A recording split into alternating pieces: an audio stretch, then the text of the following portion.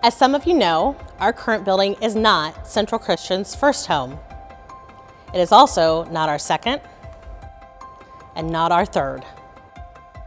As we begin this fall's capital campaign cycle, I can't help but wonder what those original Centralites in 1892, after a long capital campaign, I'm sure, would think of our building and our congregation today. Hello, fellow Centralites. My name is Megan Bradbury.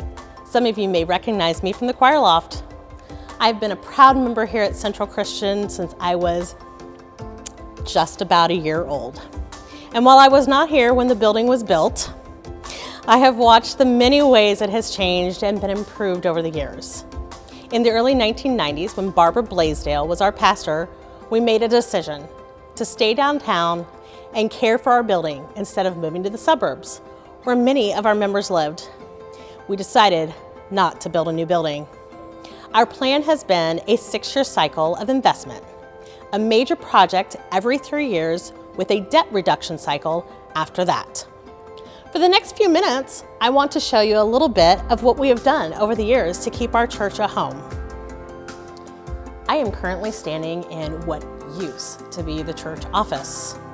As you can see, the original office was quite a bit smaller, and the office personnel could not see who was standing at their very own front door. In the first and most extensive project in recent years began with the basic function of safety and old plumbing. You see, this old girl, and I mean the building in this case, with a growing congregation, our basic needs for accessibility and functioning bathrooms were a necessity. With a tiny one-stall men's room at the opposite end of the building for the sanctuary, and a women's bathroom that was constantly, how shall we put it, malfunctioning? Thank heavens for Don Boyd, who fixed the problems nearly every Sunday. Something had to be done. So the office became the bathrooms, and the women's bathroom, the conference room, the nursery, the preschool room, all became the current office suites. The nursery and the preschool rooms were moved closer to the sanctuary. This created not only a safer environment, but also a more welcoming environment. As a result of the move, a living room space welcoming all who enter our building was created. On any given Monday and throughout the week, our building can serve up to 300 people. So accessibility was the next campaign. We installed the elevator and the ramps so everyone could reach our building and access the many services the building provides. After the accessibility campaign, we got to making this old girl shine on the inside.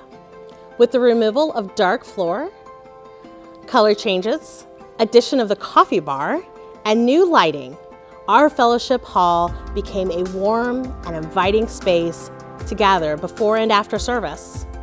During this campaign, money was also set aside to address the dismal state of the downstairs community room, a space used by so many in our community and for our programs. Beyond the new floor and a fresh coat of paint, energy-efficient lighting was added to brighten the space. Most recently, a bathroom was added to the basement as well to further our commitment to serving all who enter our space. Here in our sanctuary, the changes that have occurred may be less noticeable. A ramp was added at the fellowship hall entrance. A new sound and AV system have allowed many to participate more easily in our service. And in 2019, we as a congregation voted to raise money to repair and preserve the stained glass windows that adorn our space. With each of these campaigns, we have been able to bring the asset that is our building here in downtown, though she may be old, up to current standards. With every campaign, an amount is set aside to send money out of our building, serving and providing both locally and globally. With each campaign, there is another item that either promotes safety or makes our building more energy efficient and more welcoming.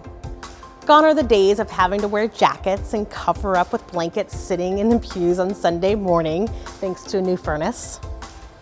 Gone are the days when we worry that the next windstorm will bring down the bell tower. Gone are the days where we worry that bricks are falling from our building thanks to funds used to tuck point. I know it's complicated, but it's tuck point the crumbling mortar. Here to stay are days where somebody with mobility challenges can navigate our building. Here to stay is the safety railing that protects us on our balcony. And here to stay is a usable bathroom in the basement. Here to stay is our church home. This old girl has lots of life to live in her yet. Now I'm talking about the building here and not me. And it's fun to think about how the next generation and the ones after that will continue our legacy.